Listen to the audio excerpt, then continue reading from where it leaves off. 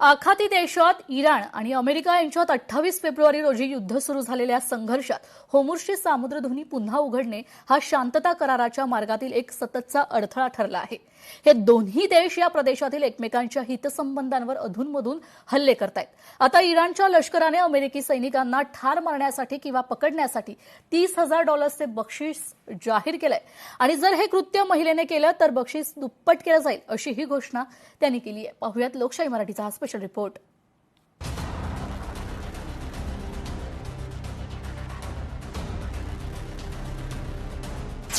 American सैनिकांना ठार मारणाऱ्यांना $30,000 बक्षीस। इराणी महिलेनं ठार मारले तर दुप्पट बक्षीस।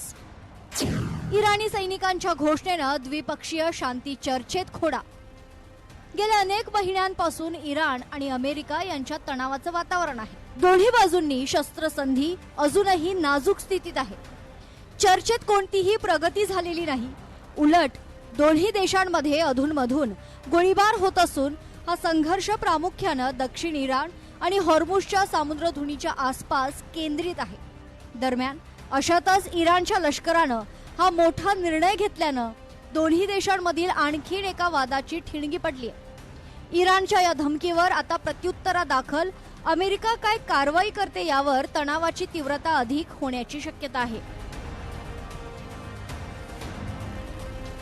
इराणच्या इस्लामिक प्रजासत्ताकाच्या सैन्याकडून $30,000 किंवा 5 अब्ज तोमान इतकं बक्षीस अमेरिकन सैनिकांना ठार मारणाऱ्यांना मिळणार आहे।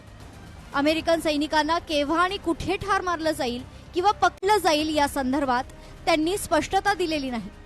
अमेरिकन सैनिकाला ठार मारण्यासाठी वापरलेले शस्त्र इस्लामिक प्रजासत्ताकच्या सैन्याकडून दुप्पट किमतीला विकत घेतले जाईल आणि त्या हत्या करणाऱ्या व्यक्तीला एक नवीन शस्त्र दिलं जाईल। त्या व्यक्तीचं शस्त्र एका विशेष संग्रहालयात देखील ठेवलं जाईल असंही सांगण्यात आलंय। अमेरिका आणि इस्रायलनं मिळून तेहरान आणि देशातील इतर अनेक ठिकाणी हल्ला केल्यानंतर 28 फेब्रुवारीला अमेरिका आणि इराण यांच्यात युद्धाला सुरुवात झाली होती। युद्धाच्या पहिल्याच दिवशी इराणचे सर्वोच्च नेते अयातुल्ला अली खामेनी मारले गेलेत, ज्याला प्रत्युत्तर म्हणून तेहराननं इस्रायल आणि शेजारील अरब देशांमधील अमेरिकेच्या विविध तळांवर हल्ले केलेत। त्यानंतर या युद्धाचा भडका अधिक उडालाय।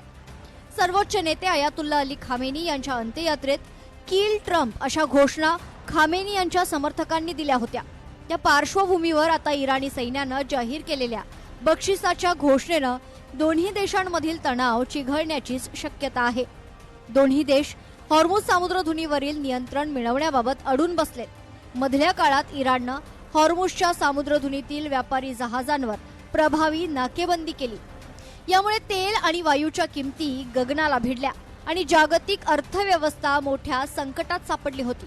आता दोन्ही देशांनी यावर तातडीनं तोडगा काढण्याची मागणी जागतिक संघटनांनी केली आहे। अमेरिका आणि इराण दरम्यानच्या युद्धाचा शेवट झाल्यास आखाती देशातील जलवाहतूक पूर्ववत होण्यास मदत होणार असून त्यासाठी सर्व स्तरातून प्रयत्न होत आहेत। ब्युरो रिपोर्ट, लोकशाही मराठी, मुंबई।